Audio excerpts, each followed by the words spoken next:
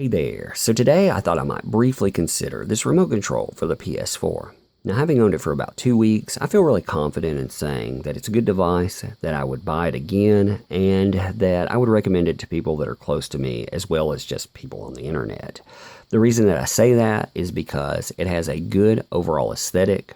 It has a nice design. You can see grip design here, for example, so you don't drop it. Grip design on the back. The buttons, there's no convolution, there's no, extra additions that you don't want on here. You're talking about every button that you're going to use, and that's that, pretty much mirroring your wireless DualShock controller. When you're talking about function, it's easy to set up. There's 8 steps in setup, and that's including turning the PS4 on. So it's really easy there, and the instructions lay it out very concisely. When you're looking at overall functionality as well, this is a Bluetooth device. So you worry about droppage. This is not experiencing any droppage at all. When you're talking about any performance lag, this has none. I push a button, it actually responds. Also, it picks up through things like footrests, which are really important. There's nothing I hate worse than waving, my remote control around like it's a magic wand, hoping that I can turn on the next movie or the next episode for Netflix and not have to watch 20 seconds or more of garbage.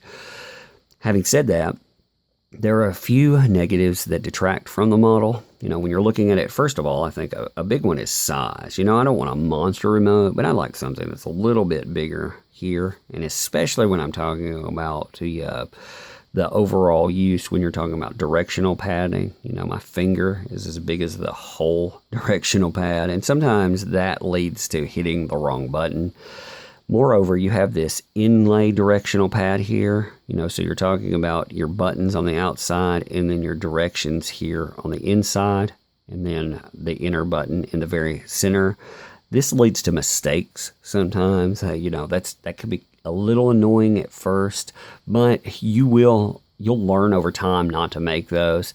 Still, I would like something that's laid out a little bit better. I note that is critique more than anything, so maybe future models will really incorporate a better design here. But the first thing that you really need to think about when you pick this up is the fact that it's not going to come with any batteries. You're going to need 2 AAA batteries, and I would recommend picking up rechargeables.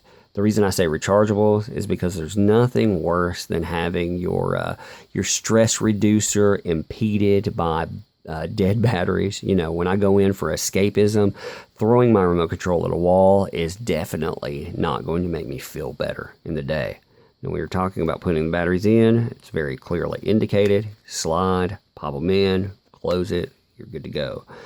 After that, you're going to want to turn to the instruction manual. When I first looked at this, I saw English. I thought, man, this is going to be a big instruction manual. But that only means priority language. So this is for English speakers. I imagine that you have Japanese model and so on. Really what you're talking about are 4 pages. And out of those 4 pages, there are 8 steps plus a note that are good. The rest of it, you obviously want to look over this stuff, but you're talking about limited warranty, warning, what it does. You need batteries, note, tips. Don't be a fool and throw it in some fire or anything like that. There's some really funny precautions. You should always read the precautions, if nothing else, to laugh at, because people have done that stuff. Now, when you're talking about setup, the first thing that you need to know is that you're going to want your system software updated to version 3.0 or later. You could go ahead and set that up beforehand just to make sure, if you've not done so in a while. After that, you're going to want to turn your PS4 on. That's awesome. I love that is the first part. You're going to want to go to Settings, Devices, and Bluetooth Devices. Once you do that, you're going to want to press this PS button to make sure that you activate the remote. Remember, you're doing setup on the DualShock. You're not setting it up through this. It'll note that later on, but I'm just saying that because you would think people would understand that, but apparently they thought it was important enough to put in here. So the next thing you're going to want to do is push these 2 buttons together, hold them until you have a little red indicator that starts to flash. That's kind of normal with any kind of a Bluetooth device. After you've done that, you're going to want to put this close to the PlayStation so they register one another, and you're going to have a PDP media remote come up in your device list. Once you do, you're going to want to select it with X, and we're talking about X on the DualShock controller, not on here, and then you're going to want to select yes when prompted. The red LED on the remote will illuminate for 3 seconds, then turn off, indicating successful pairing. If it doesn't work, try again. I didn't have any problems with it setting up. I thought it was very easy to set up and understand. Now, when you're looking at it again, there are a lot of really basic functions here. I don't think there's anything hard to understand. In fact, when you're looking at it, it's really easy to learn this remote. You know, if you're talking about wanting to hit specific buttons, it's set up just like your controller, only for myself, I'm using the wrong hand. I'm left-handed, so that does throw me off a little bit when I'm doing that, but not very much. The hardest thing, I guess, is really remembering where L1, R1, and L2, R2 are set up. But like I said, this switch, the one thing, if you have huge fingers, I don't have fat fingers, but I have long fingers, and you can see exactly how much room this takes up. It only impacts the use here.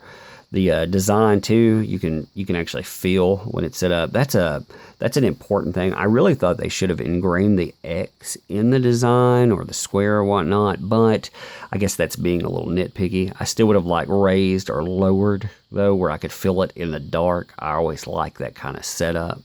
Again, like I said before, you're not talking about something that's easy to drop. You know, you can see you can actually see it grip, instead of smooth plastic where it just slide out of your hand. That's important. But like I say, this is very easy to understand remote. I don't think there's a lot to cover as far as functionalities there. I really wanted to note the couple of negatives with it and just give everybody kind of a view of it because I like to know the pros and cons. But overall, again, I would buy it. It works really well and it makes it a lot easier if you watch applications. I watch Amazon, Netflix, Hulu, and so on, and this really adds to it. And it really makes the PS4 a multimedia device. You can use it for Blu-rays and whatnot. And if you have family, you want to hook it up in some general area and you get complaints. Now, there's not as many complaints about it.